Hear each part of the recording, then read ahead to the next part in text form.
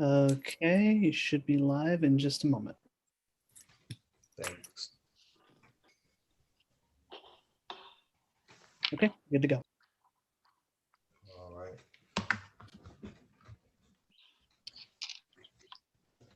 Good evening. I'd like to call to order the regular governing board meeting of the Jefferson Elementary School District, November 18th, 2020 at 7:00 p.m.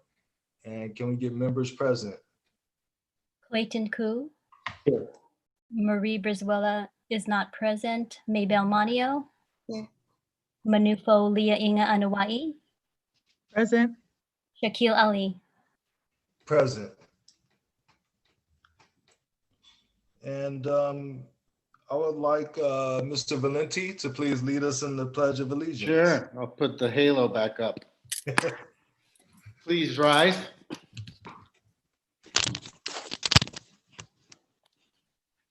Wait for the flag.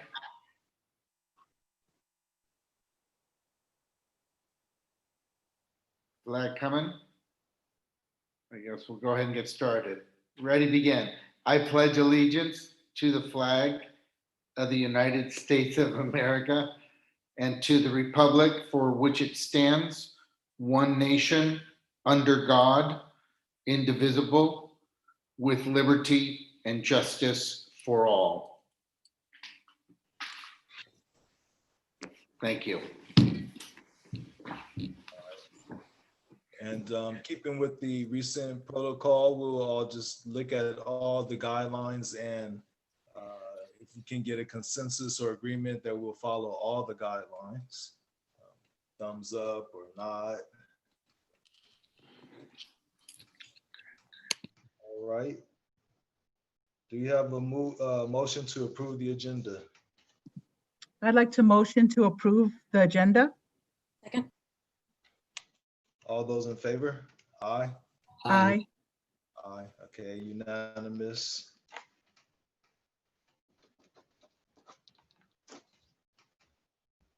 Board member acknowledgements and commendations. And we'll start with board member Liana Anoa'i. Good evening, everyone. It just feels good to see everyone. It's a little bit of normalcy, a little bit. I don't think we'll ever get back to normal, but I appreciate being in this space. I just want to mention earlier today, the IQC had their ethnic studies call. Of course, there was a lot of feedback, a lot of comments, and I appreciated our superintendent, our state superintendent, asking that I be a part of that call today, specifically being one of his co-chairs for the Closing the Achievement Gap initiative. And something that I mentioned, which I take great pride in and which the CDE staff knows, is that our school board was one of the very first that jumped on board to support this initiative. And it's something that we continue to advocate for. It's disheartening to hear a lot of the stress and frustration that was shared during the feedback on the call. But like I said, I take great pride in knowing that our district continues to advocate for ethnic studies. And I look forward to us moving forward with the CRE team. And that was something that I got to be a part of today. So I just want to wish everyone well and a happy belated Veterans Day. Doing today's Pledge of Allegiance reminds me of the liberties that we continue to be able to appreciate. And being a daughter of a Navy serviceman, I don't take that for granted. So great to be here. Great to see you all. All right. Trustee Manio. Hi, good evening, and everyone. I share the same sentiments as my fellow board member. It's been a wild year for all of us, I know, and I'm glad that we're all still okay and taking everything in stride.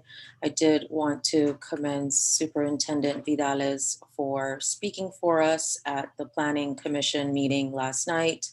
We did get our workforce project approved and will be on, yay, will be on council agenda next month. So we hope to jump over that hurdle as well and continue with what we're doing for our teachers and staff, providing much needed housing for them and hopefully retaining and attracting high quality teachers and staff. So kudos to all of us for continuing to push that project forward, and the voters that voted for that as well.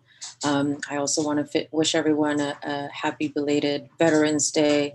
I'm also the daughter of a seaman as well, and happy early Thanksgiving. I know that some of us won't be able to spend time with our family as usual, and we'll probably do some Zooming and things like that. But with everybody, I hope everybody stays safe and takes good care of themselves.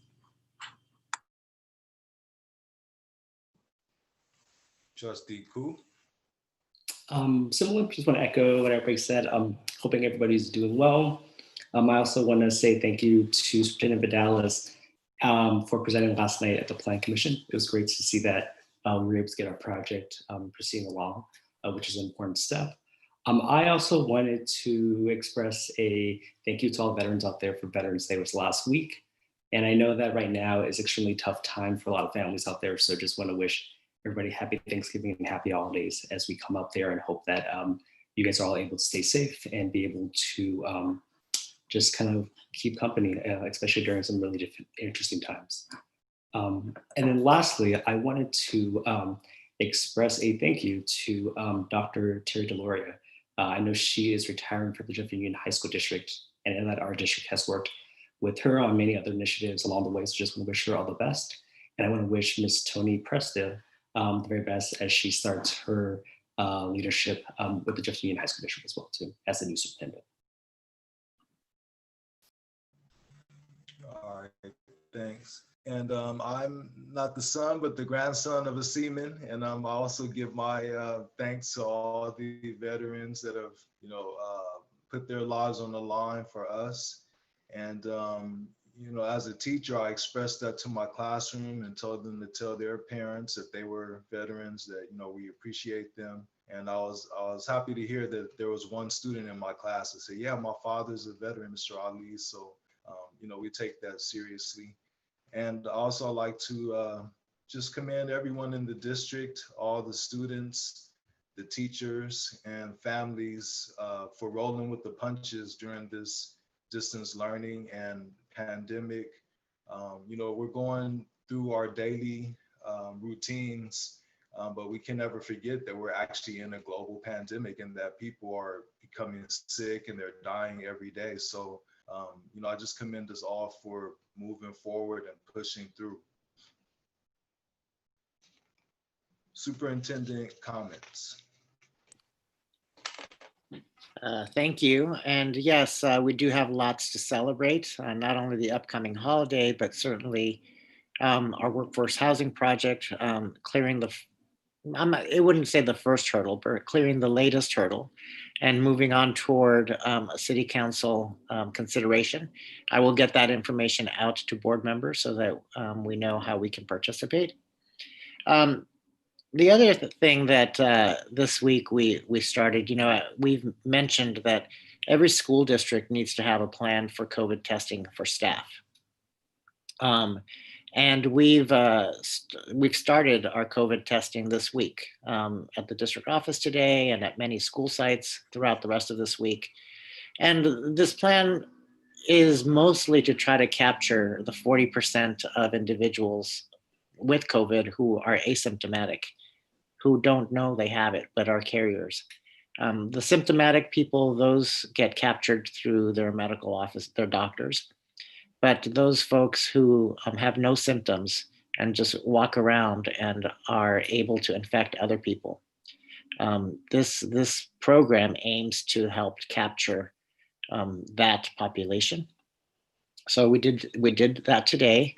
Ms. Kovarai and other staff at the district office and I, we got 25 folks tested, and It's a program that apparently has quick turnaround times. We'll see. It's supposed to be 24 to 48 hours. You know, we're excited to be able to do that because it does protect not just our community and hopefully at some point our students' community and family community indirectly. So want to make sure that we can identify as many asymptomatic individuals as possible. The other thing is, of course, you've heard the news, who watched the headlines, is that this week there's been a declaration that there has been an uptick in the cases of COVID-19 in the community, across the state for sure, but also in San Mateo County.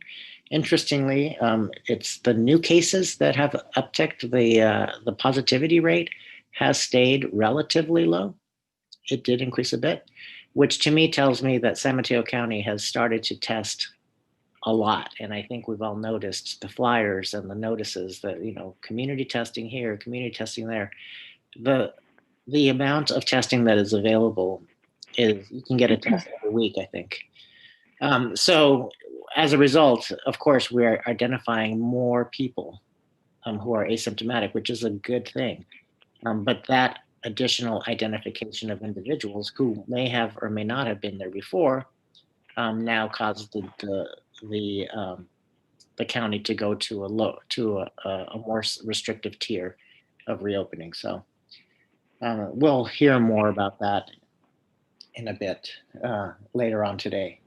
So yeah, that's all I have to say. But hoping that we all stay safe and healthy in the upcoming weeks. Bernie, can you hear me? Yes, I can hear you, Mrs. Brizuela. Okay, I had Yeah. some trouble with getting onto the computer thing, so I think I'm hooked up now. So I just want to let you know I'm here. Thank you. All right, Ms. Brizuela, would you like to make any commendations or acknowledgements? Well, all I can say is I'd like to thank everyone who's working very hard during this very trying time for our education, and thank you so much for all the things you're doing. All right, thank you very much. Okay. All right, do we have a motion to approve the consent agenda? I'll make a motion we approve the consent agenda. Second. All right, all those in favor? Aye. Aye. Aye. All right, unanimous. Cool.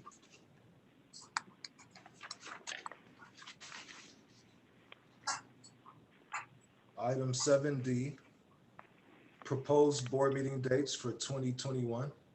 The board will review and discuss proposed board meeting dates for 2021 to be voted on at the December 16th, 2020 meeting.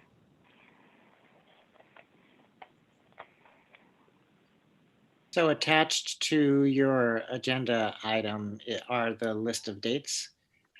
Most of them, of course, are on the second and fourth Wednesday, our regular meeting dates.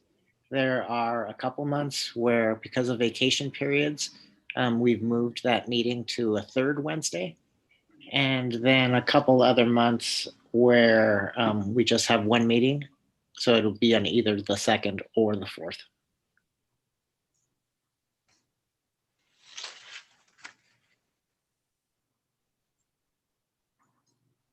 So there's no vote necessary, but if there's something that has popped out, it's like, no, that's not going to work, because last year, I think we may have set a date for November 11th. I'm not sure. And anyway, but sometimes we don't see everything. So this is just information, and the board will vote on it at the December 16th meeting. Sounds good. All right. Is there any discussion about this? I don't have discussion, but I noticed January 20th. I mean, we meet in the evening, but that is inauguration day.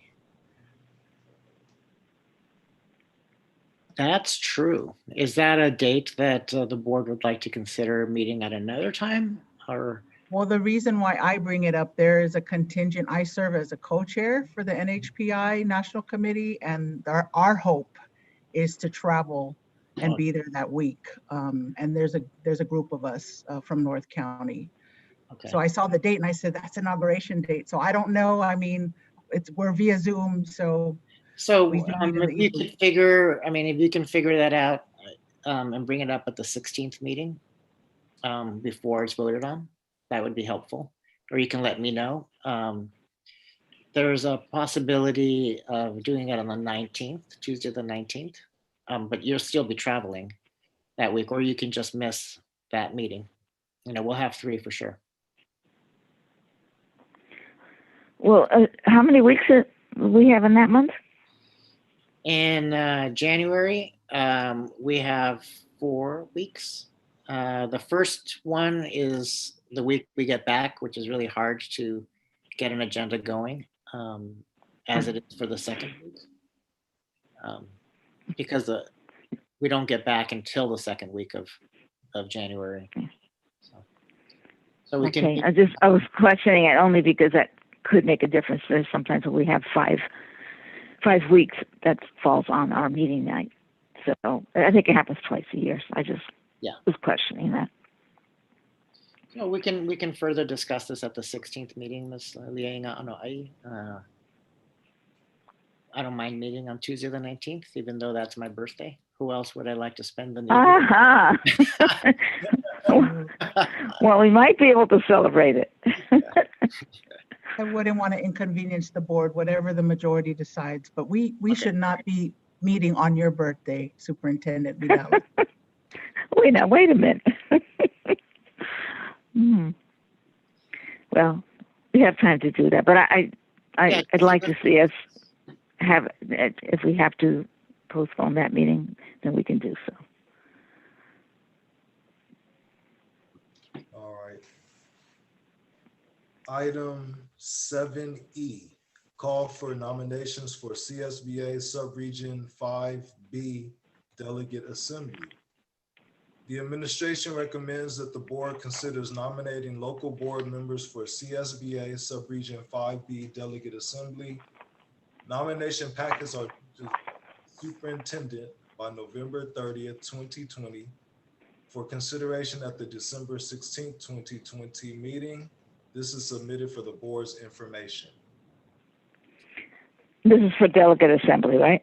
Delegate assembly, yeah. And so board members, as members of CSBA, you all have the opportunity to nominate any board member in San Mateo County for this opportunity, or even self-nominate. Mr. Koo, you can let me know. I think there's 3 seats that are up for Yeah, so selection. there are 3 seats up. One of them, however, she didn't run for re-election this year. Yeah. I believe there will be an open spot, unless someone gets appointed before then. But I think it should be an open spot. Yeah. Okay. So 3, and that's and so that covers all of our area. I think we're 5, aren't we? Are we area 5? Yeah, 5B. Yeah, 5B. So how many school districts are in that? 23. Okay, yeah. So it's quite a few people. So yeah, it's a nice, I've done it for a long time, and I think it's really a great opportunity for anyone that wants to do it. So we'll look at it the next meeting, you're saying? Well, if you would like to nominate somebody, you have until November 30th to give me the application with all of the information requested. And if you want to self-nominate, obviously, that's do the same. So if I get it by the 30th, we will discuss it at our next meeting. And if not, then we'll wait until the ballot comes out in February. Okay. All right, thanks. Item 7F, School Boundary Book 2021 to 2022. The administration recommends approving the updated 2021 to 2022 School Boundary Book to include the new development on Bayani Street in Daly City. New parcels will be assigned to M. Pauline Brown Elementary School and Benjamin Franklin Intermediate School. I had a question on that one. I didn't know there's a new street in Daly City. Yes, what is that? There are several new streets and a new development at the site of the old Sarah Bowl. Oh, Sarah Bowl. Oh, okay. Yeah, so there's a new neighborhood that's being developed there. Oh, okay. I think I drive by that and I see it. I was wondering what it was. Looked like some kind of apartments were being built. So, oh, okay. So they're going to go to Empoli Brown, you said? That's the school that the other streets around there have been assigned to. Ah, okay. Yeah, and Pauline Brown is the school that has the most space as well. Well, that's good. I just want to make sure that for the location-wise, since a lot of times children have to walk to school, or they don't get a ride home because parents are working, I just make sure that it's going to be a safe way for them to get back and forth. Similarly, I was thinking that Policita School is kind of close to that location as well. So was this decision made based on space as far as being Franklin? Well, as far as middle school, no, it just goes with the elementary school. The, you know, and like I said, the other streets in that region are assigned to MP Brown and Ben Franklin. Of course, we always have the open enrollment option, and there are always spaces, you know, opportunities for people to transfer to Policita and to different schools. So that's always available. All right. Okay, I don't think my question was answered. Is it a safe path of the students have to walk to get from the school home or vice versa? I mean, that's what we've always built our school district on, going to the school that's closest to your home where you can walk to it if you have to.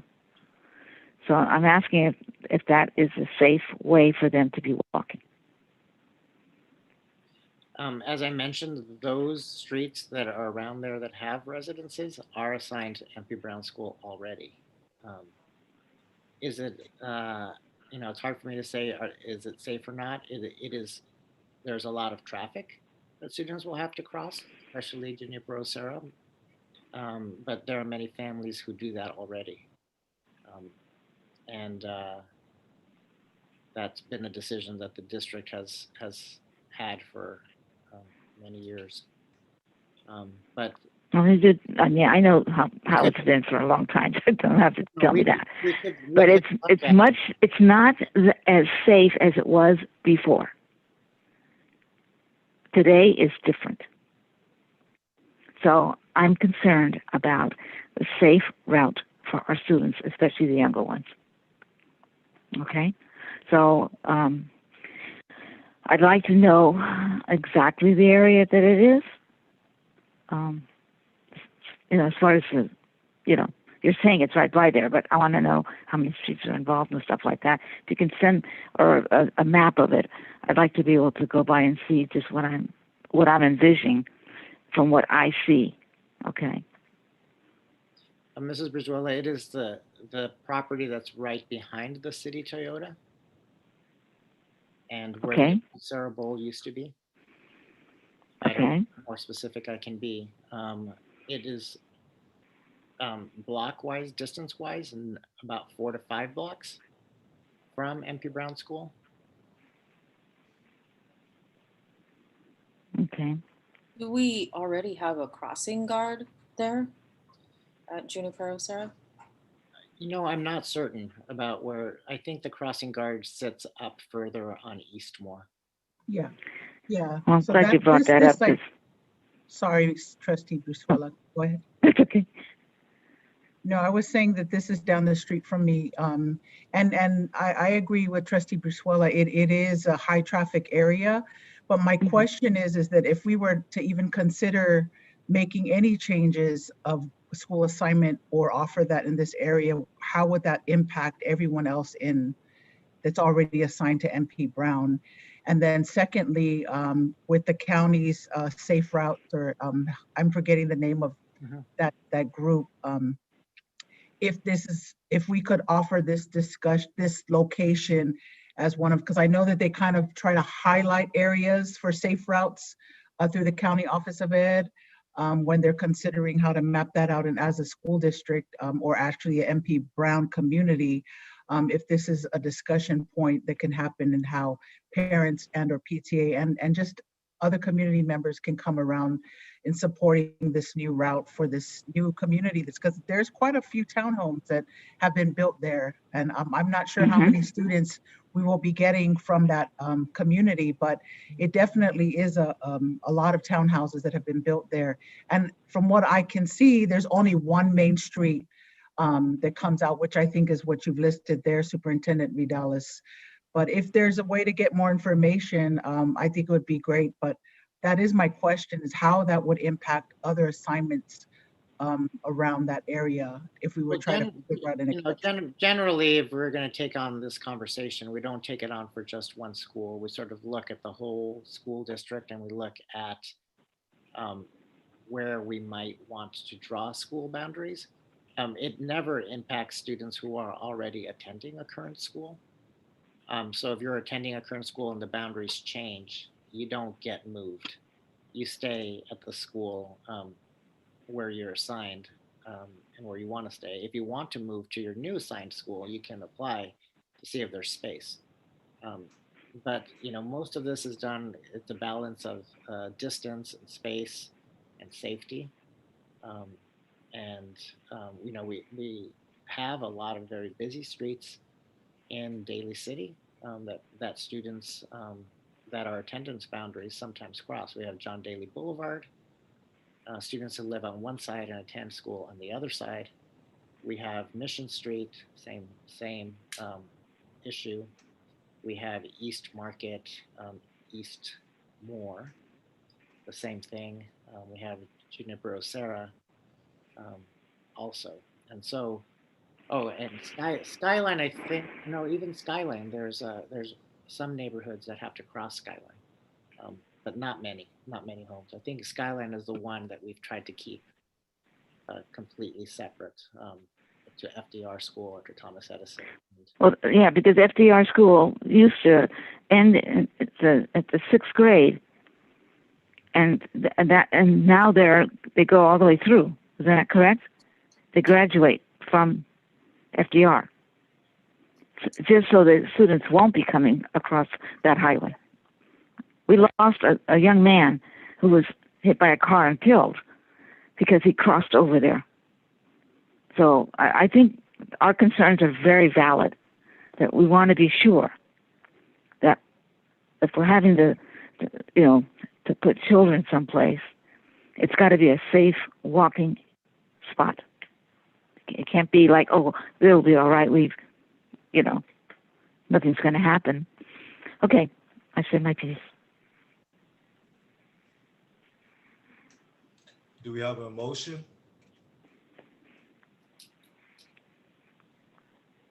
Well, are we approving this? I thought we said we were coming back on this again. Are we? Are we wanting a vote right now?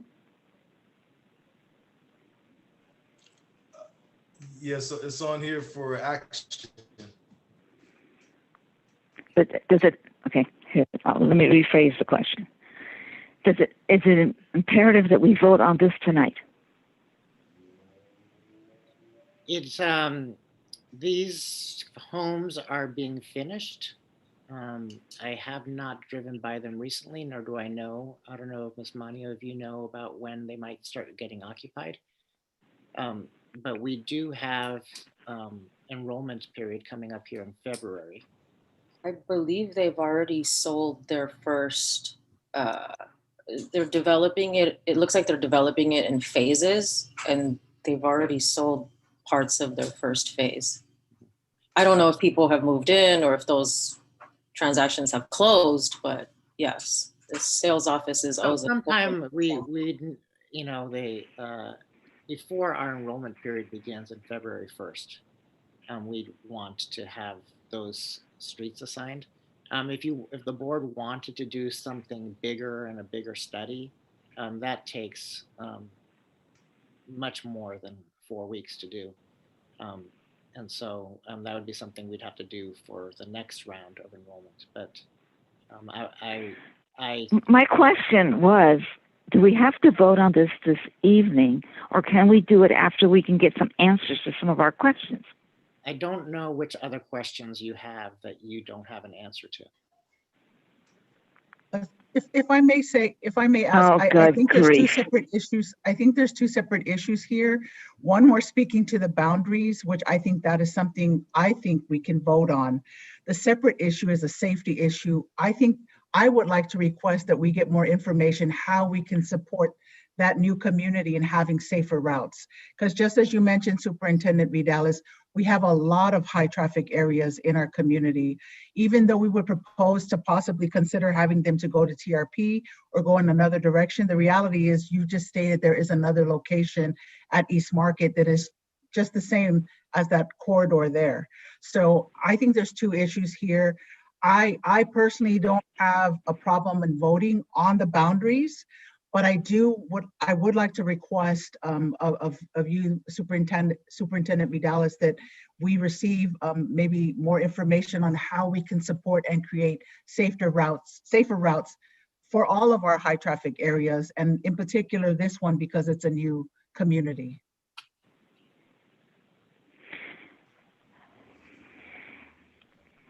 Any other board All right, let me ask a question, and this is going to be really important.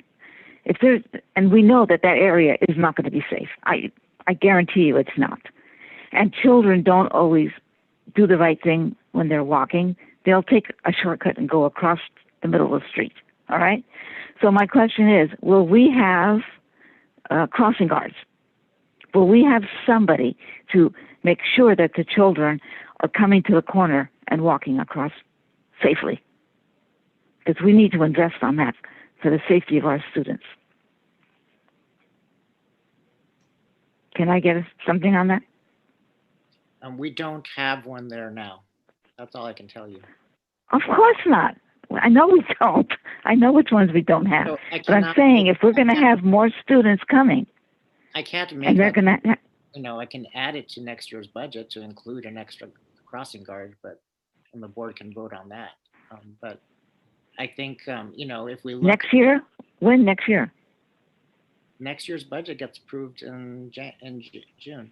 But I know. So rather than let's look at how many students might actually walk, because what we've seen in our school district is that there are very few students who walk to school. The grand majority of our students drive or get driven to school. And partially it's the traffic, but partially it's because people drop off students on their way to work. I'm not going to say very few, but a smaller amount of students walk to school than probably ever had. And these walk to school programs are designed to encourage more families to walk to school, especially those who live 3 blocks away, who still drive, get in their car and drive 3 blocks to drop off their child. So we can look at, I can request information on traffic studies that have been done in that area to see what kind of collisions might have happened or pedestrian. Because like I mentioned, we do have a sizable amount of students who live in that area between Junipero Serra and Mission Street that attend MP Brown School. And I've seen families cross over together, as I've seen families cross Westlake together. And I see families crossing along Mission Street at various intersections as well. So it is a question. It is an issue that is district wide, and the families that do end up crossing are those who don't have a car, who just live really closely and have an adult that is able to escort them.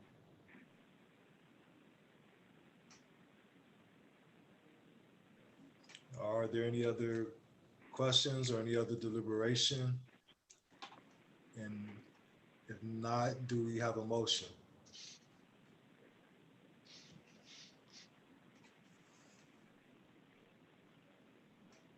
I'll make a motion that we approve the 2021-2022 school boundaries book as updated for the new development on Bayani Street in Daly City, and that the new parcels are assigned to MP Brown Can you repeat that? I make a motion that we approve the updated 2021-2022 school boundary book to include the new development on Bayani Street in Daly City, and that the new parcels assigned to MP Brown Elementary School and Benjamin Franklin Intermediate School as presented. Thank you. I'll second that. All those in favor, say aye. Aye. And any opposed? Yes, no. I don't think we've done enough of a study on this. All right, so we have 4 ayes and 1 nay. Approved. And if I may ask again, Superintendent Vidalis, if at a future meeting we could get that information from Safe Routes from our County Office of Ed to see how we can be supported in these high traffic areas. I think we would benefit from getting a refresher of what's available to us as far as resources. I'll be glad to make an outreach and have some report sometime this spring. I don't know how long it's going to take them to get to us. Thank you. As well as I think the city traffic division has maps of different. Are you saying spring? Like what month are you talking about? Spring.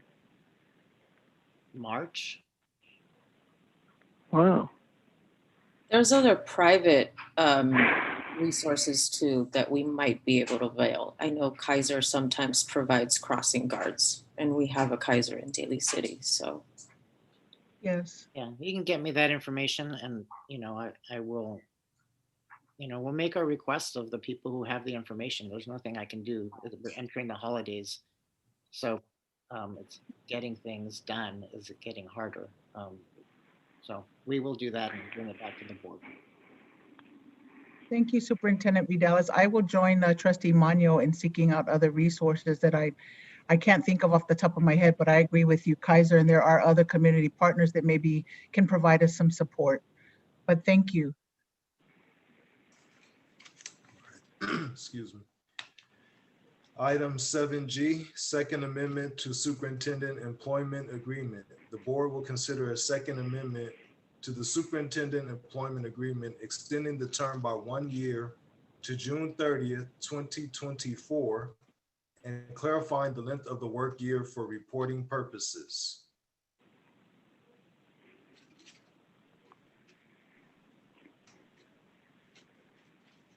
Do we have a motion for this? I was a little confused. You said extended for 1 year, but you're saying 2024? But that's not extending it. That's extending, like it's 2 years in advance or something? Or 3 years in advance? Yeah, my current contract expires on the June 30th, 2023. And my contract currently states that when there's a satisfactory or better evaluation, which I just received, that the board will consider extending the term by 1 year. And so that's that provision right now. Do we have a motion for So it's just extending by 1 year and then specifying the length of the work year, because sometimes there's reports and stuff that have to be provided that ask for the work year of the superintendent, and we don't have it. So that means if we extend it, does that increase the salary? If you looked at the thing, it does not. It stays the same as whatever it was in 2023. Well, I know it, but the public doesn't know it. Okay. Okay. I always like to refresh it, say it out there, so anyone that's listening will know what we're talking about.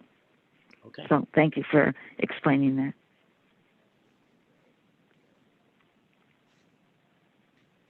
All right, do we have a motion?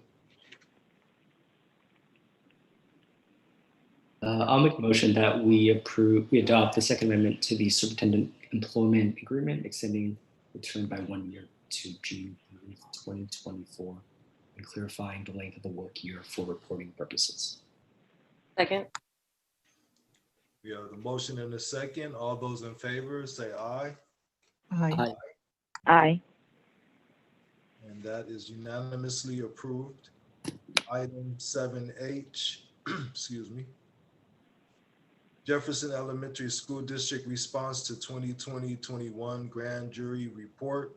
Quote, ransomware, it is not enough to think you are protected, unquote. The administration recommends the board approve Jefferson Elementary School District's response to the grand jury report.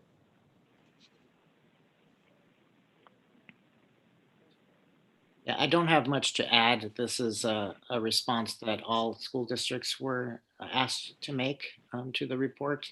The report was quite detailed about the possible harms ransomware could bring upon a public agency. And I believe a year and a half ago, we saw some of that with the County Office of Education and some other school districts. And so this is just our response to their findings and recommendations.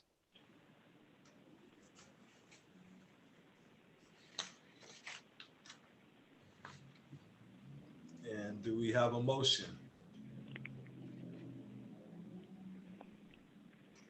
And I can add that the response was drafted by County Council for use by school districts.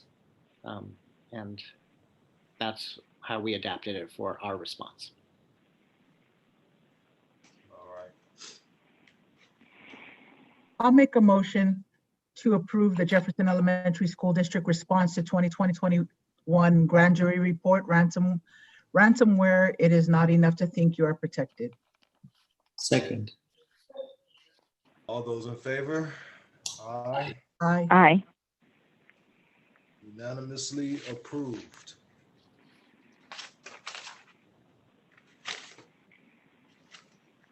Item 8C, resolution number 20-11-18 to approve child care and development services with CDE for the 2020-2021 fiscal year. The administration recommends approval of this annual resolution to provide child care and development services with the California Department of Education and to authorize the designated personnel to sign contract documents for fiscal year 2020-2021. This is an annual authorization for the state-funded preschool program. Straightforward. Do we have a motion for this? No.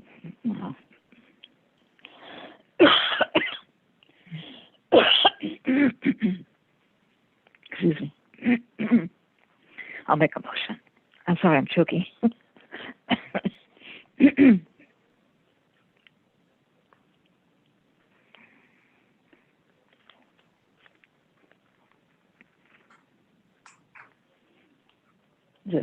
I made a motion.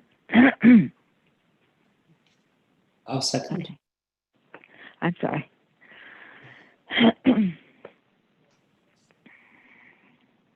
All right, so we have the motion and the second.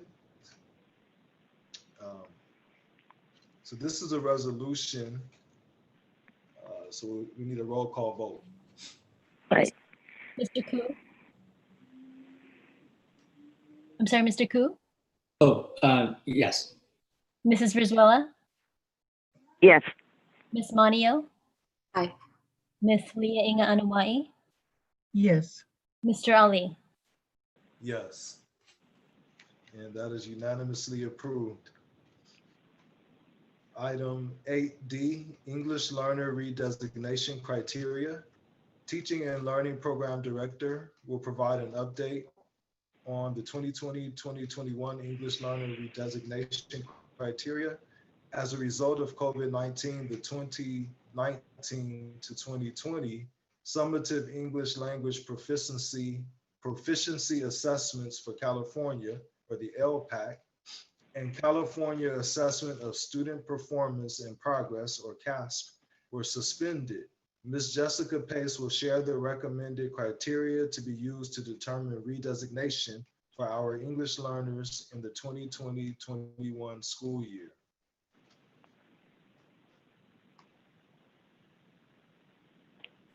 Good evening, everyone. Dr. Joyner, will evening. you be sharing the slides for us?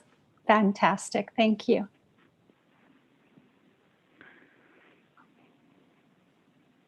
Good evening.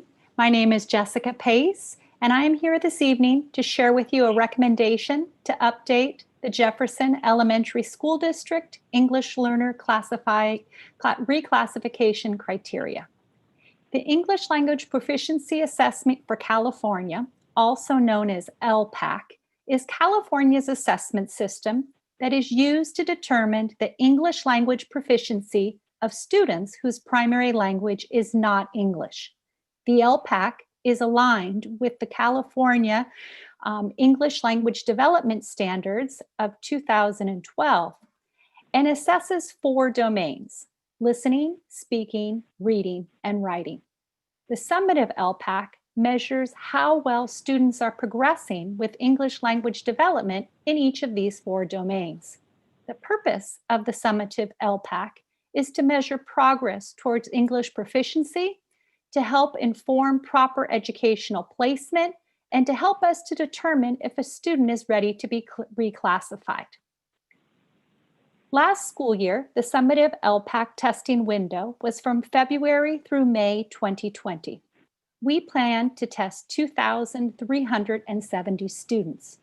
Due to unforeseen circumstances caused by COVID-19, the 2019-2020 summative LPAC test was suspended. As of March 13th, 2020, we had tested 1,660 of our Jefferson Elementary School District students. Next slide, please.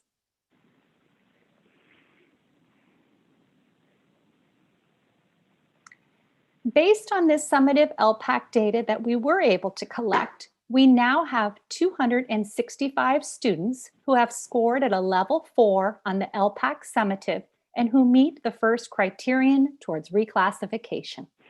Next slide, please. California Ed Code really identifies reclassification in 4 criteria: the English language proficiency, performance on basic skills, parent consultation, and teacher evaluation. This is our current Jefferson Elementary School District policy, and it reflects the Ed Code criteria. Next slide, please. The California Department of Ed is now providing us some guidance as to how to handle reclassification during this 2020-2021 school year. They are allowing districts to use their most recent local assessments. I am here this evening to recommend that you consider updating our reclassification policy based on these COVID guidelines from the state to extend the use of our local FastBridge reading assessment for grades 1st through 8th. Thank you.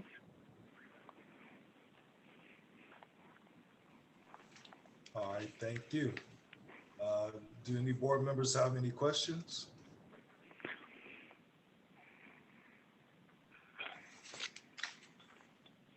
All right, thank you.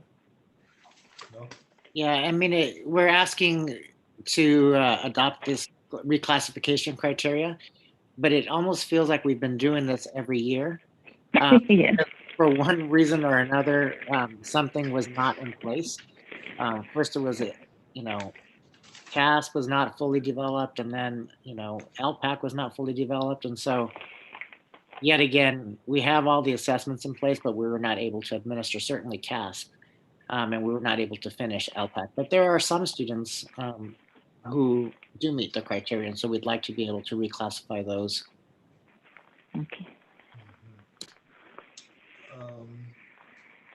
So if there are no questions, do we have a motion? I don't have any questions. I just want to thank Ms. Pace for her leadership and for her presentation. And I would like to make a motion to approve the English learner redesignation criteria. I'll second that motion. Thank you. All those in favor, say aye. Aye. Aye. Unanimously approved.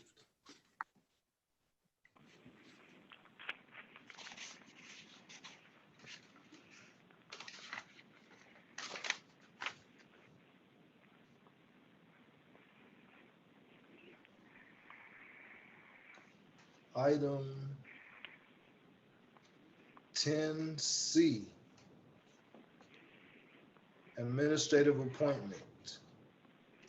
The administration recommends approval of the following administrative appointment. Roxanne Hanan, elementary principal, virtual school, effective October 5th, 2020.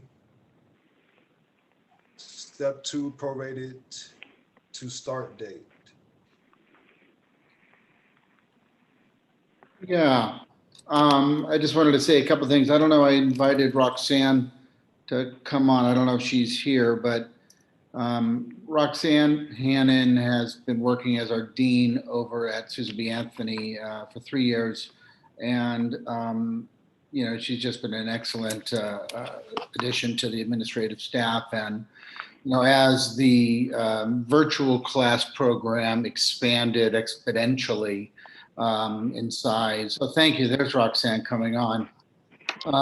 From, you know, to what it is now at 1,300 plus students, you know, we realized, as well as Ms. LaRock, who had been handling it, that we need more administrative support. And so Roxanne, who had already done a lot of work with Jennifer LaRock for our Big Lift programs and had a fair amount of experience there. And of course, now being a veteran dean over at Csba Anthony, she was the natural choice. And after approaching Mr. I just call him Charlie, talking to Charlie and, you know, saying, hey, look, I'm going to check in with Roxanne and see if she'd be willing to help us out. It's been a lifesaver and a game changer. So I just come to highly recommend that the board approve the district's, the administration's recommendation to have Roxanne as our administrator, our principal for the K-5 virtual program. And I don't know if you have any questions for Roxanne or would like to ask me anything. Well, I have some questions. Sure. I wanted to know, explain, we're having a virtual school. Where's it at? So we have our program, we have our programs that are the distance learning program for the kids that plan to return to in-person learning when the conditions are right. And then we have a program that is for students that do not intend to return to in-person instruction even when those conditions are right. And so 1,300 of our students are enrolled through kindergarten through 8th grade, which is approximately a sixth of our students in the virtual program, which involves a different curriculum and a whole different set of practices. And so we had Jennifer LaRock handling the program, but it did get to a point where we needed more administrative support. So the program doesn't have a physical location. I guess you could say it lives on the internet. We use a program called Edgenuity, which. Okay, I knew that part of it, but Okay. But I guess what I'm saying is it it's students from different places, different schools. It's not from one area. It's all of our. It's all Jefferson elementary students, but they are from different schools. So, for example, you can have half of a class of second graders from JFK and half of a class of second graders from Susan B. Anthony, making up a single class of the virtual school. Okay. So does that mean that we have less students in the areas that they're taking them out to be in this virtual one? There are less students enrolled in the brick and mortar schools because those students that are in the virtual classes. However, they are all still enrolled in their own home school.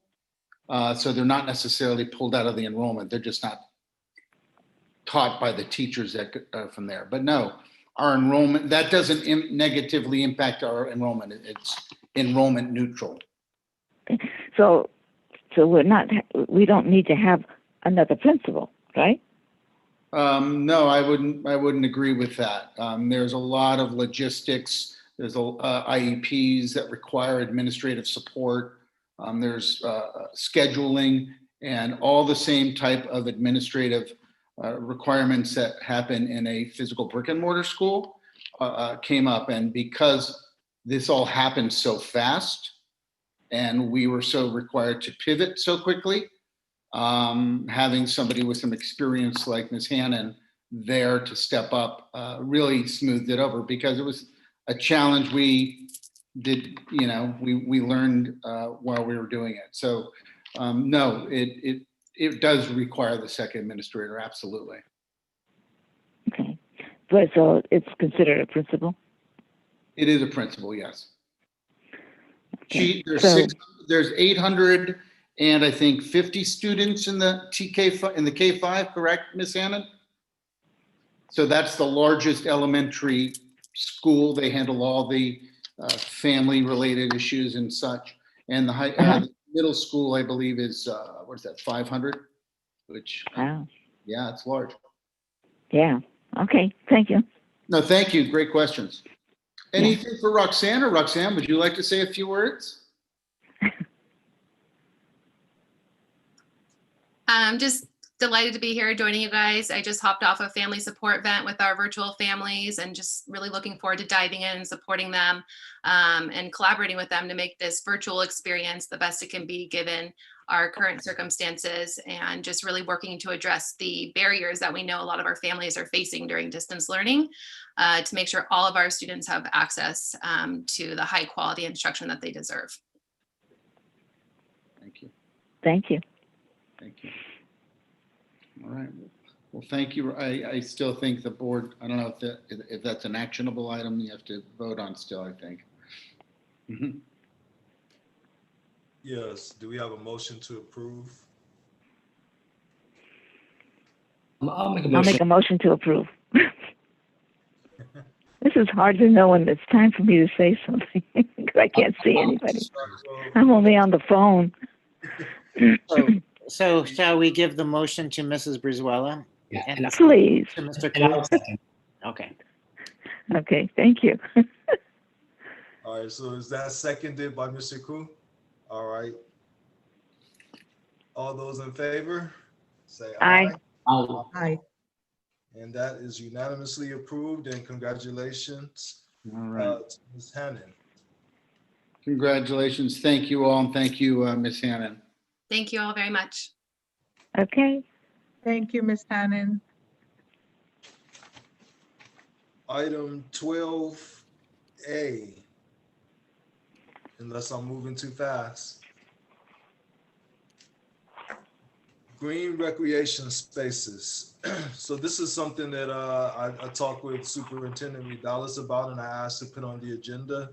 The board will discuss the availability of green and recreation spaces throughout the district.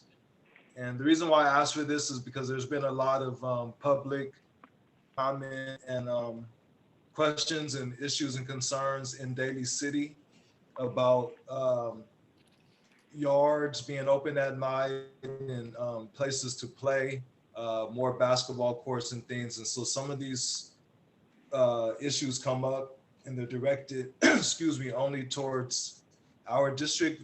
But we have, really 4 school districts here and also the city. So it's something that needs to be discussed in a more wide, range of stakeholders. And I just wanted us to clarify what our district has available. I'm not following exactly what you're saying. Could you kind of explain that to me a little bit? So basically, we're getting a lot of comments and questions from people in Daly City, asking about our yards and our school facilities being available at night and on the weekends, and also other parks that are maintained by the city. And so some people are getting confused about whose jurisdiction certain properties belong to. So for instance, people may think that the city is in charge of one of our yards and one of our schools. And so they're asking the city, why isn't the yard open? So which one are we talking about when you say one of them? Well, one that came up was Westlake Elementary. Okay.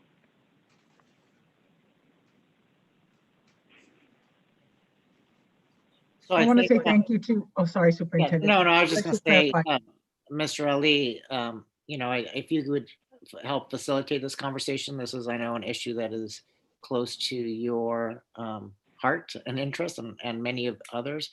Mostly this is put on here as an opportunity for the board to have discussion, to board to provide information.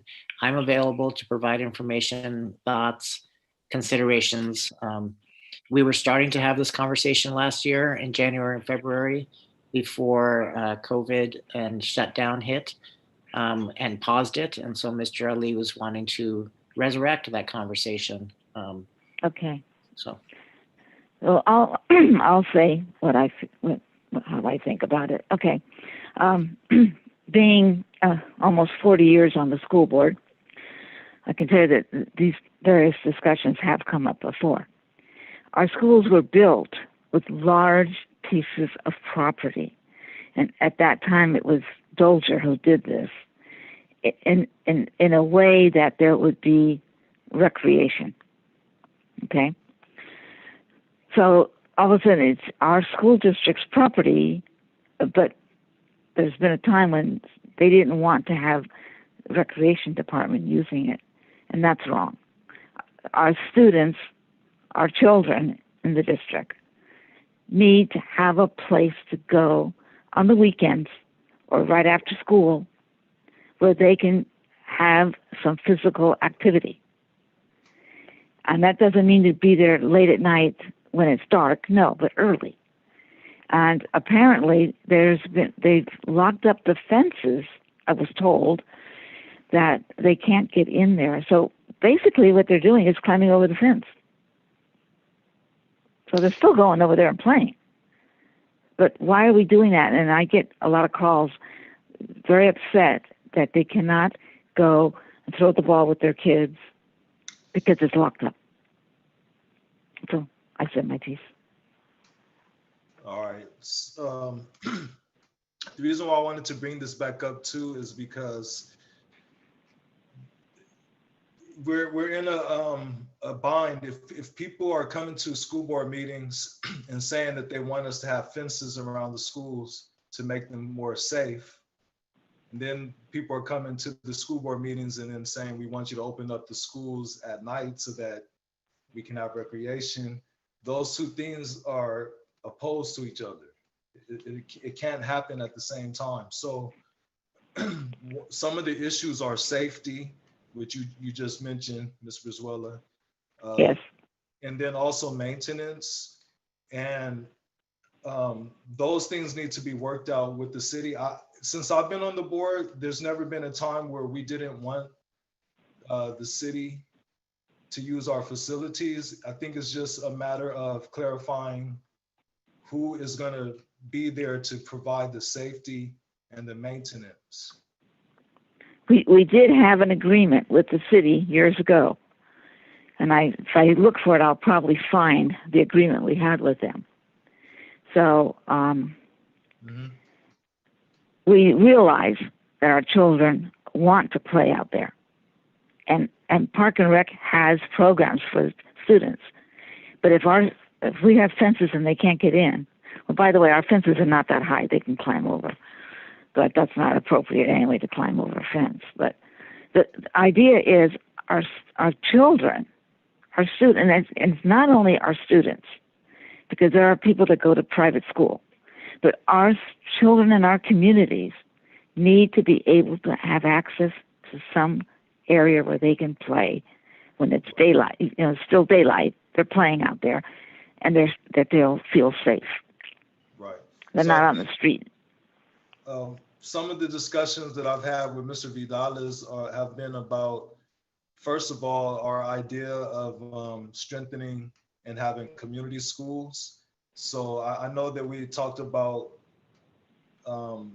each area or having one school in different parts of our district that could be that school that could stay open later and have more opportunities for recreation after hours. However, we still need to work out safety and maintenance. So are there any other board members that have any other, ideas or any other questions regarding this? I want to say thank Okay. you to you, President Ali, for bringing this up. I know that, and I'm glad that you've resurrected this issue because I know in many discussions, not just our outdoor access of our facilities, we've talked about our schools being public spaces and how we can create them to be more accessible to our community. It's difficult to have these conversations right now, though, during COVID. But I definitely would love to see how we can develop a future plan on how we can create this access for our communities and modeling the community schools effort that we also need to resurrect at some point too. But I think that the point that needs to be visited is strengthening our relationship and our partnership with the city, because it does require a partnership for us to collaborate and share these spaces to take on a level of maintenance and to be able to shoulder, what that responsibility will look like, because it's definitely something I don't believe at this time, especially, that we could carry, and especially when we talk about safety, especially with safety. But I definitely would like to further discuss how we can create access for future opportunities for our community to use these spaces that we have, because a lot of our spaces are gold. They really are. We have a lot of wonderful spaces in our district. So I would love to see them be more accessible, and further the discussion on how to make that happen. Well, we did it in the past, and we can do it now. Great. Everything's shut down, not because of the COVID thing, because people were starting to build fences and trying to keep everybody out. And I've heard nothing but complaints from people that call me and say, what is happening? And everything that you're saying is absolutely accurate. We need to be able to use our schools, like if there's going to be scouting, if there's going to be, all kinds of things, and they shouldn't have to pay to use it. These facilities are there for the public. So I hope that we can go back to the way it was, and it was safe, it was not expensive, and people took care of what the places that they used. But if we're denying them, they're still going to go over there and climb over the fence and be there anyway, and that's not okay. That's not what we're trying to teach. So I hope that we can get a committee going, like 2 of us here and 2 from the city council, and sit down and see what we're going to do for our children, all children, regardless if they're go to public school or private school or whatever, or homeschooled. Everybody needs to be together to enjoy our property. I think that's sort of on my bandwagon. Sorry. I'm passionate about this. I really am. All right. Ms. Manio or Mr. Kuti, do you have anything else to add? If not, we'll go ahead and move on. All right. Thanks very much. Item 12B, return to in-person learning update. The administration will provide an update on the JESD plan for returning to in-person learning.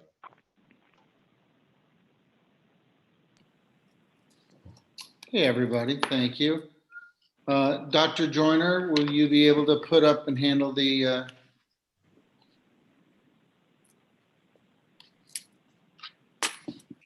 okay.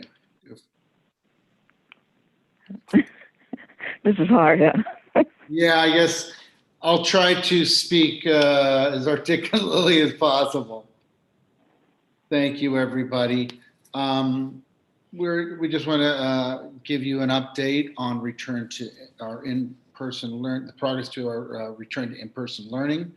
Right now the health data of course, has not been all that great, but I just wanted to start by reflecting on how we're looking at this process. We're trying to make sure we're taking our time with it, and as the board made it very clear, we want to do it right. But we want to prioritize the health, safety, and welfare of our students and staff, and providing them simultaneously that rigorous and safe educational experience through the context of the 4 pillars that we've discussed before. As far as returning to in-person instruction, it's our priority to support our most at-risk students. Some of those students are general ed students that just have not really been able or have had the access to the online experience, or just have not been successful, as well as to continue to engage our students with live daily interactions that meet state instructional requirements. As you've already heard about before on numerous occasions, through the Blueprint for a Safer Economy, we have a 4-tier color-coded plan that different counties find themselves in. We, of course, prior to just the other day, were in the moderate range, the orange tier. However, we've recently slipped back, as have much of California. A county needs to remain in a tier for 3 weeks with positive data before they can move forward. And as we just recently did, we slipped back. Next slide. Then and now. My main focus on tonight's presentation, before I turn it over to Dr. Joyner, is to focus again on the safety considerations, not only for our staff and students coming back, but also just the general data points we have to consider. Back on October 14th, when we had our past discussion about our status of return to in-person learning, we were still in the red tier. We had made some good progress, and even San Francisco County, city and county, had made excellent progress, got into the yellow minimum tier. Unfortunately, as of this Monday, we're back in the red tier. The reason I bring up, of course, San Francisco is because part of the board's direction and the action that was taken is that as our baseline to return to in-person learning, that it not only will not begin before the week of January 18th, but health conditions in San Mateo County and San Francisco counties need to be in the minimal standards across the metrics for at least 2 consecutive weeks with no more than 30 cases. Unfortunately, with San Francisco County, we're both in red and the case level is at 108. So these statistics don't bode well, unfortunately. Next slide, please. We are in the process of putting together our return to in-person learning draft plan. Much of the work has been done in collaboration with work done in other school districts that are finding themselves in the same situation, as well as based on site committees and input administrators have had with their teams. Myself and Dr. Joyner and her Ed Services teams have also put in some time, considerable time about this. It's a step-by-step process, and it will return in phases. Transitions between some of these phases might be slowed down should health conditions change. We found out today, it's not around the corner, but New York City is closing schools. So we know this is impacting schools around the country. The timelines that will be confirmed will be after we have stakeholder input sessions, as well as when we complete negotiations with our teachers union. We've been using the guidelines put forth by the board as far as the date of January 18th and the standards in San Mateo, San Francisco County as our baseline. So we hope to have resolution to an agreement in the next week or so. Next slide. As I mentioned, my role here is really to focus on our safety precautions being put in place. You often hear the term contact tracing. So we've already started establishing our screening procedures to make sure to check it for signs and symptoms for positive COVID cases. Mr. Vidalis spoke about our district office test today. I was one of the first. It was very interesting. But moving forward, all district employees will be tested every 2 weeks. And I just think that's a really good thing. Even now, if people come on campus regularly, they need to be tested every 2 weeks. And our site administrators and other people that are working with their administrator to be observers, because it's a self-administered test. I appreciate that very much. When people come on campus, they're going to need to always answer the contact tracing questions. If they've had a fever, if they've had a contact with somebody that's had a case or other symptoms. Visitors are going to be having to have their temperature taken, answer the contact tracing questions. And also we have what's called Raptor Visitor Management System. So every person needs to sign in through the Raptor Visitor Management System, which creates an electronic audit should we need to do contact tracing at the site for visitors. I skipped bullet point number 2. All employees will be using a screening tool from Frontline Health Management. Frontline is the system we use for substitute management. Employees will all receive a daily email with the contact tracing questions that they need to answer, and then we'll send that back as part of our daily routine. So we've already got these practices rolling out. We're working, finalizing some of the details with it as we move forward. Next slide. Face coverings, plexiglass signage. Face coverings are required on campuses, and additional PPEs have been delivered to all sites. There are needs for the face screens as well for certain positions that we've already purchased. We've also received and distributed plexiglass dividers for all school offices. I solicited orders from all our school sites, and that we've had our orders received and put out. And we are refreshing our COVID-19 signage around the district that was put up in the spring. As you may recall, back in April when we started putting all that up, it's been weathered a little bit, and we need to maintain that. So those are some of the things we're doing as well, working with maintenance. Next slide, please. Oftentimes, you hear, what is the district procedure if there is a contact or a positive COVID test or a positive COVID case on campus or at a work site? We unfortunately, like many organizations, have already had that occur. We follow a very clear process outlined by the San Mateo County Office Health Department. And in what happens if there is a case, I am the lead person for the district related to COVID and contact tracing. It gets reported to me. I follow up with the county office. Depending on the questions of the person who tests positive, we would counsel them to self-quarantine, or if it's not a case, it's more of an indirect contact, we would take that. But the county has put out a clear process that has been followed. Next slide. Ventilation and filtration has been a big question. We have a lot of old schools. We do not have HVAC systems because we don't have air conditioning except in our portables and in some of our newer facilities, but generally we have air handling systems that are in conjunction with the boilers heat our schools.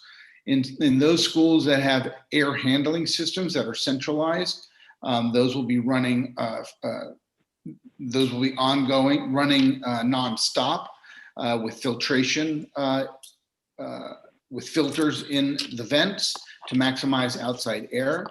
And we've already begun the installation of HEPA portable filters in all those spaces that do not have air handling systems. So any of you may have been at the district office, you've seen them scattered, and Mr.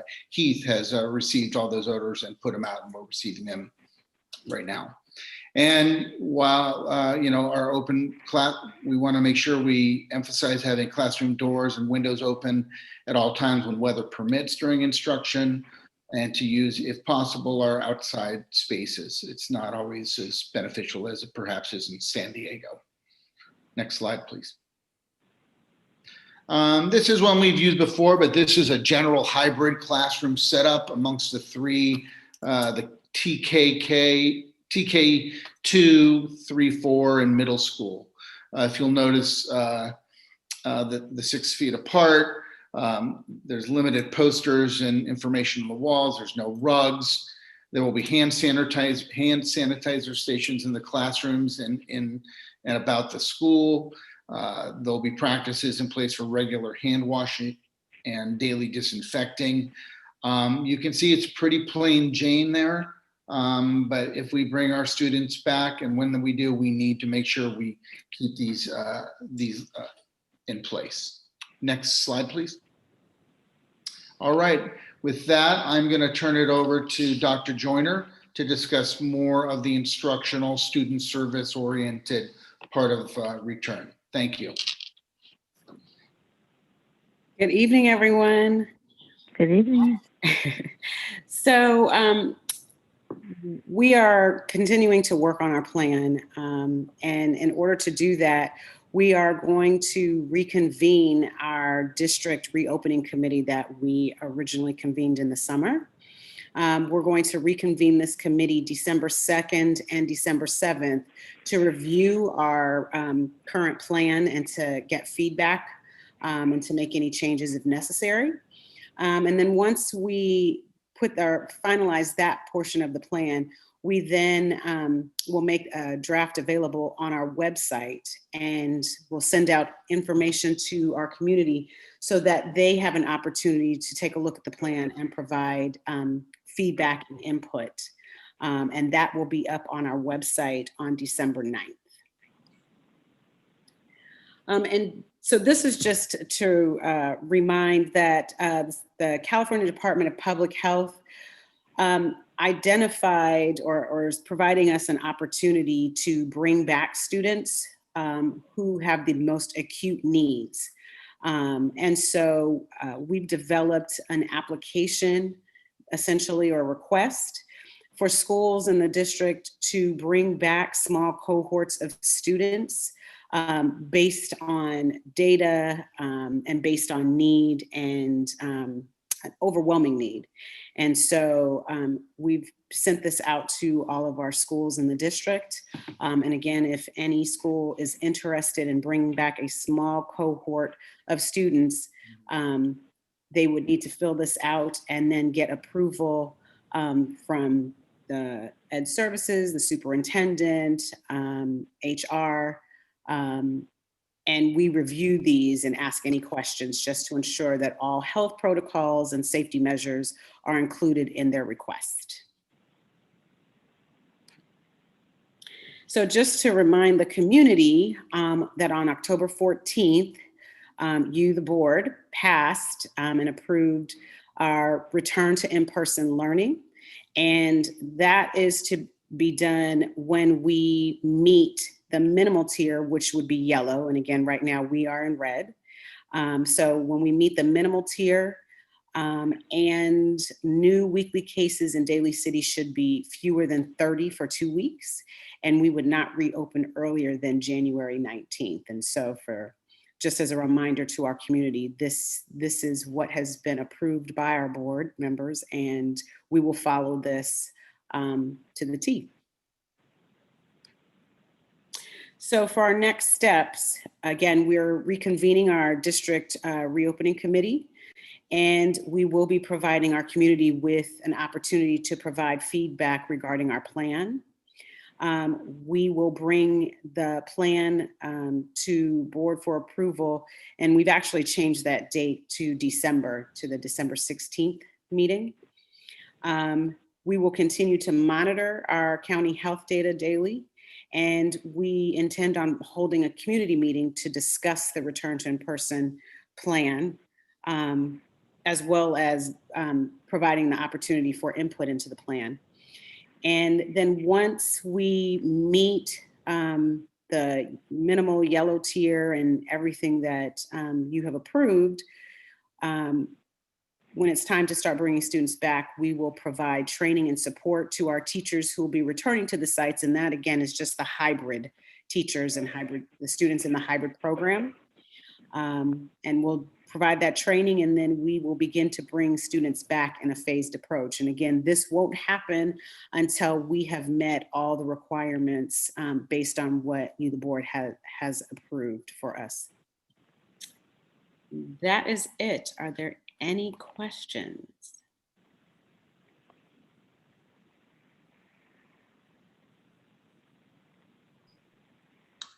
Mr. Chairman, I have a question. Thank you for your presentation. I just have a question regarding the community meeting. Has a date for that been scheduled by chance? The community meeting? Yeah. No, we have not scheduled a date for the community meeting as of yet. Okay. No How worries. would that work? The community meeting? We would do it on Zoom and provide some context and invite the community to come in and listen and ask questions. This is all online, you mean? Yes. Okay, so now's the time, I guess I'll say it. We're constantly saying our schools are in Daly City, but it's Daly City, Broadmoor, Colma. And so if we're going to send a message out there, I wouldn't want some of them to think that they're not invited.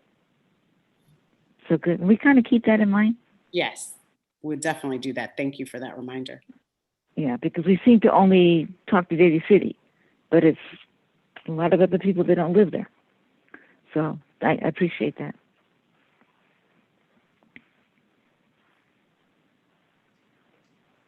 Just one more question about that original question. The community meeting, you said that date hasn't been planned yet. Is that intended to take place after the committees meet on the 2nd and 7th and after a draft is released on 9th, or is that before that would take place? So could you repeat that? I didn't hear what you asked. Sure. It was I know there's the community. We were asking about a community meeting date. I know that there was committees to discuss the return to in-person on the 2nd and 7th. And they were going to work on releasing a draft on the 9th. And was just getting clarity on if that community meeting was before the 9th, or was it like after the 9th when like a draft was presented? So the community meeting would actually be probably after the first of the year. But again, we would provide an opportunity for the community to provide input into the plan. And so we'll again post it on the website, send out emails, and give the community an opportunity to read the plan and give their feedback, and then take that feedback and revise if necessary. And then once the plan is approved, then we would have community meetings after the first of the year to discuss again how we would be returning and discuss the plan. And get feedback. And we do know, there are people who are very interested in taking part in the community meetings. So we want to give our community an opportunity just to, speak about this topic so that we can hear them. Are you referring to, when you say community, are you referring to parents? I'm referring to parents and students and staff. Okay, so not really community as far as other people who live in the area but don't have children. Is that what that is? I mean, the community meeting would be open to anyone who is interested in attending. Okay. I had a question, Dr. Joyner. First of all, thank you for your presentation. I see that you have the 2 meeting dates scheduled and then the last one for the feedback on December 9th. My question was, the feedback meeting for the 9th seems to be, as you mentioned, open to anyone in the community who would like to participate. But when you have parents and teachers invited to the first 2 sessions, are those invitation only? I'm just curious with regards to the parent involvement, or are there specific core parents that are already involved in that group or invited? So the committee, the reconvening committee, stems from the committees that we brought together in the summer, but we are inviting, more teachers and more parent voice to those committee meetings. Anyone, if they're interested in attending. The 9th is not actually a meeting, but it is the document being put on the website, and then there'll be like a Google Doc where people can put in their input, and then we will review their input to add to the plan. Thank you. And so outside of the Google Doc on the website, are there going to be other formats for feedback for families that may not be able to access it or follow through on the Google form? I'm just curious. Well, I would say yes. Parents or anyone can telephone in and provide their feedback. Yeah, just at this time, we don't have anything calendared, but the plan is certainly to have, after we get the feedback, revise the draft to expand that, because I know we have to get that input from people, and but we do need to revisit first that return to school committee that we essentially left off with, and much of the same information that we're sharing with you is still kind of where we were, except for we have now some more things in place. But I would love to expand committees through PIAC, the district PIAC committee as well, and other forums. Thank you. And sorry, one more question, just to clarify. I apologize for the confusion. With regards to the application for school sites who would want to convene smaller groups, is that something that people put in requests now prior to the January date? I'm assuming so, but I wasn't clear on that. Yeah, so that's just for very small cohorts of students, so yeah, they can put their request in now, and we would review, their request. And I would believe that, when people put in the request, it wouldn't begin until after the new year, because, we have limited days left in the school year. So they can put in a request to bring a small cohort of students. For instance, if students need to be tested and they want to bring back small groups at a time, they would put in that request as well. Yeah, and just to clarify, the origin of this is that not all of our students are able to flourish in a distance learning environment. Some of them really struggle because of environment, because of conditions, because just they don't have the attention. And so staff have had an opportunity to identify students. And so this is an opportunity, and it's all voluntary. Nobody is being mandated to do this, neither staff nor families. If a school believes that there's, groups, and we set the limit to no more than 10, in any particular cohort, in any particular space, that might benefit from some supervised opportunities for them to participate in their distance learning at a school site. And we want to provide that as an opportunity. Again, the family does not have to send their child. They can put in the supports at home if they want to. But I think many families are finding that they may need some additional support. Thank you. I appreciate that clarification, because I know I've shared with you, Superintendent Vidalis, 2 families who had with younger learners, and that are younger kindergarten age learners who had wanted to get some more support. And so I'm not sure, or are there any school sites currently that have submitted any requests for this application at this time? Some school sites are starting to submit requests. And again, these are students that are identified by the school. And so it's not an application for the community at large to say, I want my child to go to a learning hub or something like that. It's more, here are the students who are really having difficulty. And it's not a whole day thing. It might be a 2-hour thing. Sometimes some of the ideas are, we need to do an assessment to a group of very young children. They can't do it over the computer. So can we bring them in one at a time to conduct that assessment? Thank you. I appreciate those details. Thank you. Just to clarify too, Superintendent Vidalis, so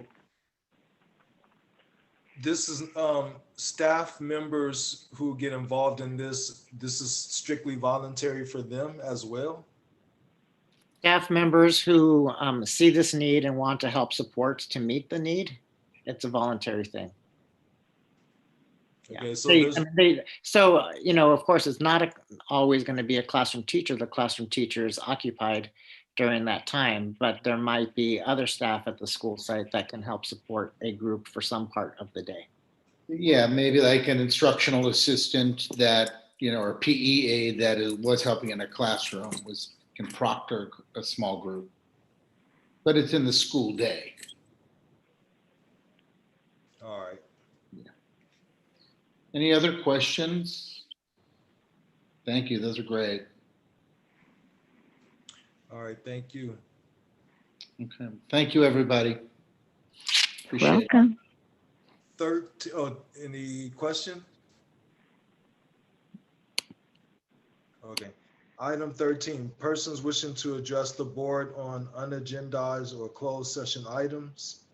This portion of the agenda is available for individuals to comment on or address the board on any issue that is under the board's jurisdiction and not on the agenda or an item addressed in closed session. And do we have any submissions? Yeah, I believe there are some comments. Ms. Manio, do you have those? Yes, I have them here. I have one comment from Laura Ong, who is a parent. I want to thank the board members who are focused on our safety and preventing a not necessary reopening of schools that Mr. Vidalis keeps pushing. I can only speak for myself, but I appreciate the board's caution and reasoning when it comes to reopening schools. Myself, my brother, my sister have children in JESD, and I want to bring up my concern. My sister's kids were asked to come on campus for a weekly group, and I wanted to know why. I'm worried that this will cause a trend where other schools will ask families to bring their kids on campus. Watching previous board meetings and the talk about being conscious, I was surprised to hear that JESD asked for kids to come on campus. With COVID-19 on the rise and the holidays coming, I'm worried about the safety of my family. I have two more. This one, I believe, is from, several teachers. Do you have that, Superintendent Vidalis? The second one is from teachers. I don't have a name. Yes, I believe so. It's a group of teachers. Okay. This is their comment. The first semester of virtual school has been anything but smooth, and the rollout has relied on the creativity, ingenuity, and hard work of the teachers. We, the virtual school, middle school teachers, have dealt with crisis after crisis and still maintained a quality education for our students. Since August, we have taken on new responsibilities and solved the myriad problems that have come up. Families, caregivers, students, and teachers were definitely sold a false bill of goods when it comes to the Edgenuity program, both in terms of the program's capabilities and our responsibilities. The Edgenuity program is not very effective with students below grade level, and yet we have managed to supplement it in such a way. Excuse me one sec. Just gonna, the document is moving, sorry.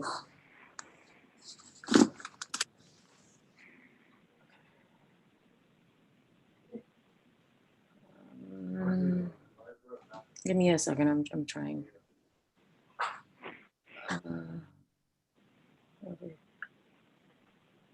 supplement in such a way we are still able to provide a high quality education for our students. Now we are being told that we must fit in a new huge responsibility, ELD, English language development. We believe our EL students deserve the highest quality ELD instruction, and unfortunately the district plan will achieve nothing of the sort. Virtual school teachers who taught ELD last year know from their own experience that StudySync does not adequately meet the needs of our EL students despite fulfilling the district's legal obligation. Additionally, students are going to be forced to learn a new online program, which is difficult, burdensome, and stressful for them. Our students are already extremely overwhelmed and stressed by the terrible layout and the user interface of Edgenuity. And to expect them to learn a whole new program in addition to Edgenuity is too much.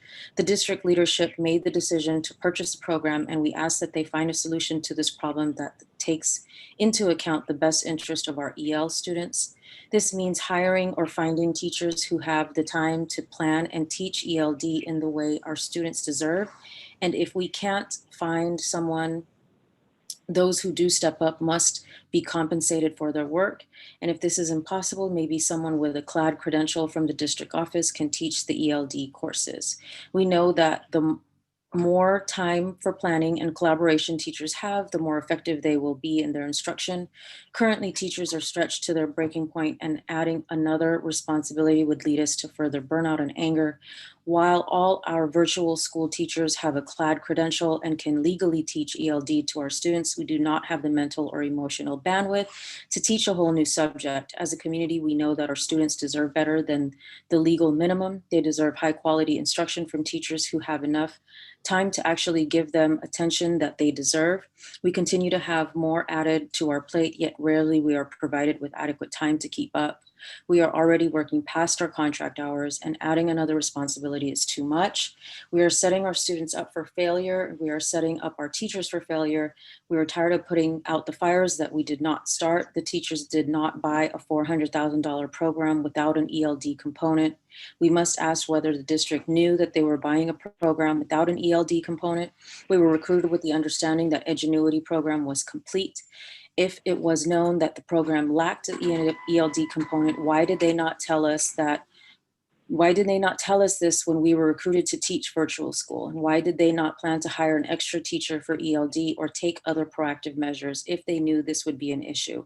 We understand that we are asking you to do what we are asking you to do, either hiring an ELD teacher or paying some of us stipends to take this extra responsibility is a challenging ask, but we can't keep standing by and watching while more and more responsibilities keep getting added to our already full plates. We know that you, our school board, understand the importance of an effective ELD program and will encourage the administration to make necessary investment in students' education. We need to say all of this publicly so that you understand what we are dealing with, and so that it's documented that we tried our best to fight for what is best for our students, families, and teachers. Sincerely, Clarissa Roth, 8th grade, David Finn, 8th grade, Denise Haley, 7th grade, Dennis Lee, 8th grade, Kevin Owens, 7th grade, Mary Echo, 6th grade, Carolyn Leloche, 6th grade, Melissa McNulty, 7th grade, Ruby Bruno, 6th grade, Preston Clark, 7th grade, Chloe Stein, 6th grade, Robert Schmitz, 6th grade, and Savannah Lunn, 8th grade. And then I have one more comment. I can get to it. Here it is.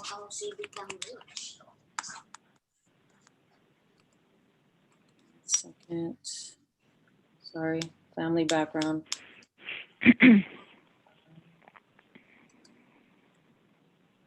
And this is from Paul Hagan, President AFT.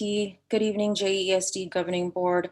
I'm proud tonight to offer heartfelt congratulations to Board Member Manufo Laiga Anawai on her recent re-election to our board as a member of the school board, and as in everything she does. Miss Liaga Anawai brings compassion and intelligence to the table. AFT 3267 looks forward to continuing to work together to make JESD a rewarding place to work and an outstanding district for all our learners and their families. I am also proud to congratulate newly elected governing board member Andrea Jordan on her election to the board. I'm confident that Andrea's passion for her equity and her need to fully understand issues and concerns she confronts will make her an amazing board member. And that's the last of them. Thanks very much. Item 14, governance team member comments, reports, and board meeting reflection. And we'll start with Superintendent Vidales. Thank you very much for a great board meeting today. We had some good information shared, and I think we adhered to the guidelines very well. Trustee Koo. Similarly, I think we all abided to the district guidelines for meetings as well. I also wanted to share a report actually. A couple weeks ago, I am the board's representative for the County Committee on School District Organization. They had a meeting a couple weeks ago on November 2nd. There were members from across Untitled County school districts, and they provided an overview on the organization's purpose, as well as sort of their task in general. There was also a presentation on the California Voting Rights Act as well too. And I can share this with the rest of the board, the presentation they presented as well for your information. What was the last part that you said? Oh, the California Voting Rights Act? The Voting Rights Act? Yes. Oh, okay. Yeah. That's all for my report. Trustee Liana Anoa'i. I missed the opportunity to thank Superintendent Vidales too for his presentation to the Planning Commission. I want to say thank you, and I want to say thank you to the Planning Commission for actually approving that. I mean, it gets us one step closer to making our workforce project a reality. So I'm very grateful for that. I continue to find it heartbreaking to hear the frustration and the struggle and the heaviness that our teachers, our staff, and even our families and students carry. All I can say is that I see the struggle too at home with my daughter. It's hard. It's very, very difficult to learn the way we're learning these days, and seeing our students struggle, and even hearing the teachers on the other end doing their best. I see this Monday through Friday, and she's fortunate to have teachers who say, hey, I'll reach out to her on the weekend. I mean, going above and beyond. And I know that that is happening here in our very district. I know a lot of us have been inundated more than usual with parents' comments as well, just frustrated with the system.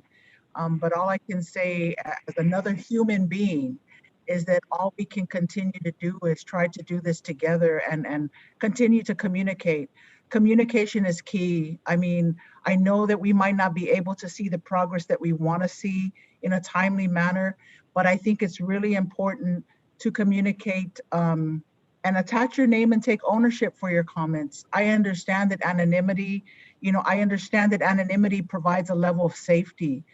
But, as public servants, we need to be held accountable. That's why we are in these seats. But I also want to ask that if you're making a request of us, or even our district and staff, that you attach your name to it, that you take ownership of it, and then you also take ownership of the ask in assisting us and partnering us in addressing your concerns and issues as a community. So my ask is that we all continue to shoulder the burdens that are carrying together. And it's just not easy, and that we continue to do it with compassion. And I hope that we can all stay safe during these difficult times as we want to gather. May we do it safely. And I want to wish you all a very happy Thanksgiving, and just continue to find the goodness in others during these very challenging times. But I will continue to say I have been blessed and definitely am honored to serve with some pretty amazing leaders. And no matter what tomorrow may bring, I am very grateful for all that I've learned from each of you, from our president to our vice president and to our fellow trustees And also to you, Superintendent Vidalis, and all of our administrators. I'm very grateful to be a part of this district. Thank you. Thank you. Trustee Manio. I also actually wanted to take this time to congratulate Trustee. I'm gonna try it again. Yeah, Anawai. They do it right. Gosh, I should know by now. I just always call you Fo. I take the easy route out. But I want to congratulate you. I'm so happy that you're here. You're such a honorable and commendable person to be with and work with. And I'm just so impressed by your service and your leadership. And I'm so honored to be here with you. I also want to congratulate Andrea Jordan and look forward to her joining the team as well. And I know how difficult these times are. I also have a child in the district. She is a little bit older and more self-sufficient. And I can only imagine what some of our families have to endure with the younger set of kids and how much work that is to deal with. So we understand, you know, what we hear, what the teachers are going through. And I appreciate the comments that you just made, Fo, with, you know, inviting people to become a collaborative partner with us and, you know, move forward. So the reflection, the governance point that I wanted to take in this meeting was looking at our past and learning from it and to move toward, you know, a better future. So that's the point that I wanted to bring up. And I hope everybody has a happy Thanksgiving, whether or not you can be with family. It is a blessing to just even be here. And I hope that everybody stays safe and continues to take good care of themselves. All right. Trustee Brizuela. Yes. Well, ditto to everything that was said. I just want to thank everybody for all that they do for the children in our district. And that's our primary concern. And I wanted to wish everybody, naturally, a happy and successful Thanksgiving. And as we're being told, to keep it small and be sure that everybody is safe so none of us get sick. And there is a virus out there, and it's getting more and more that we're hearing. So please, everybody be safe, and you don't have to do everything big like you've done before, but be safe and be happy and know that there's going to be a better day down the road because things will get better no matter how badly we think it is now. It's going to get much better.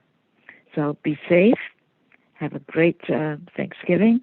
And I'm thankful for the board members that we have, thankful to our leader, our superintendent. And I won't forget to say Maria does a fantastic job of keeping us notified of everything that's going on. I appreciate her very much as well. And to all our teachers, to the counselors, to the principals, to everybody, be safe, have a great Thanksgiving, and just hang in there because there's going to be a good ending coming down the road. Just everybody be safe. So with that, I think I'm going to end my little conversation. Thank you. All right, thanks, Trustee Brizuela, for those optimistic words. And I concur with you that, you know, things can only get better and will get better. Also would like to echo the congratulations to Trustee Diana Anoa'i and also our new board member, Andrea Jordan. Pleased that the voters agree with me that she would be a good addition to our board. And Yep. I won't not about my eventually retirement. I'll keep those words real short. But We it's still been my get you for one more meeting. Yeah, exactly. So I'll spare the words tonight. So I just want to also end by saying, you know, we're all in this together. And I know I've said in the past that all we can expect is for everyone to do their best. But people are going beyond that and doing things that they never thought they would do before. And I commend us all for that. Tonight, we will have a moment of silence and adjourn in memory of Francis A. Dowd, retired library aide at Daniel Webster Elementary School. Oh, And after the moment of silence, we'll have a 5-minute break, and then we'll convene to close session at 9 o'clock.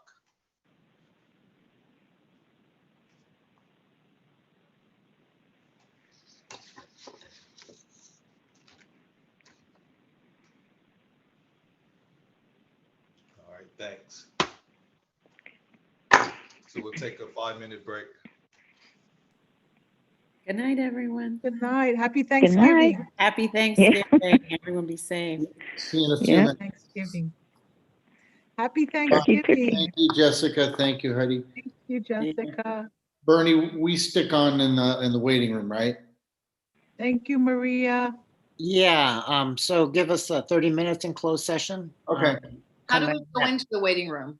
Come in at 9:30, or you can just hang out in the waiting room if you, I mean, you have to come back in and stay in the. Okay, so I just Go come out, back. come back in. Okay, 9:30? Yep. All right, see ya. Thank you very much.